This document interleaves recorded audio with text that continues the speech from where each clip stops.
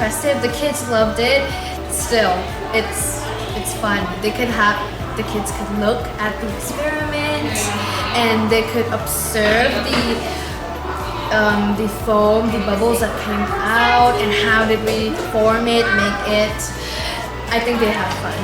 They want to do it, but I think overall they're fine with it. They're cool. They're so nice. They're so cute, like I said. We